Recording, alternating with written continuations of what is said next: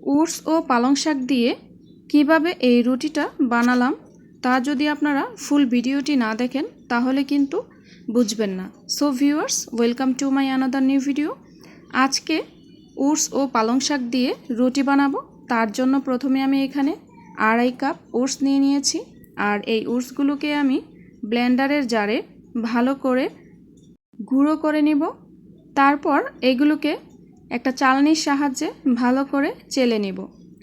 তো আমরা সচরাচর সবাই জানি ওটস ও পালং শাকের গুণাবলী সম্পর্কে।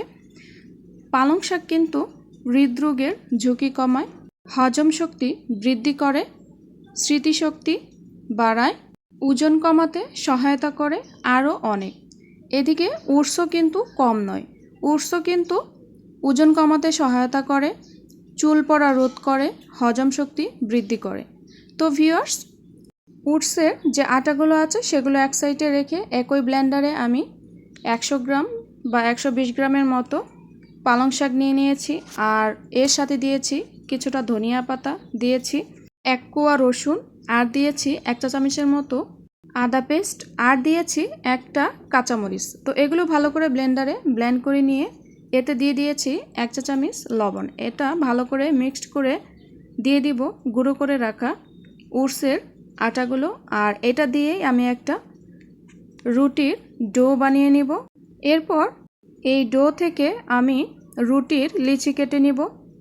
তো দেখুন, আর বেঁচে যাওয়া ওটসের আটাগুলো দিয়ে রুটিগুলো বেলে নেব। তো এখানে আমার 6টি লিচি হয়েছে, আর আমি এক এক করে সবগুলো রুটি বানিয়ে নেব।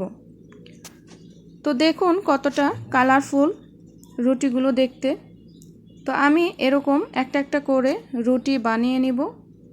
তো যারা ডায়েটে আছেন তারা কিন্তু এইভাবে রুটি বানিয়ে খেতে পারেন। এটা যেমন স্বাস্থ্য উপকার, তেমনি খেতে সুস্বাদু। ছোট বড় সবাই পছন্দ করবে কালারফুল এই রুটিটা। তো আমি সবগুলো রুটি বানিয়ে নিয়ে একে একে করে সেঁকে নেব। আর এটা আমি একটা সুতির কাপড় দিয়ে চেপে চেপে রুটিগুলো ভালো করে সেঁকে নিব, না হলে ভিতরটা কাঁচা থেকে যাওয়ার সম্ভাবনা থেকে যাবে। এভাবে করে চেপে চেপে সবগুলো রুটি আমি ভালো করে সেঁকে নেব। আর এই রুটিটা কিন্তু যে কোনো মাংসের সাথে বা সবজির সাথে খেতে পারেন। আর এটা খেতে খুবই সুস্বাদু হয়। আর দেখুন কতটা সফট হয়েছে। আশা করছি ভিডিওটি খুবই ভালো লেগেছে আপনাদের কাছে, আর আপনারা একবার হলেও এটি ট্রাই করে দেখবেন।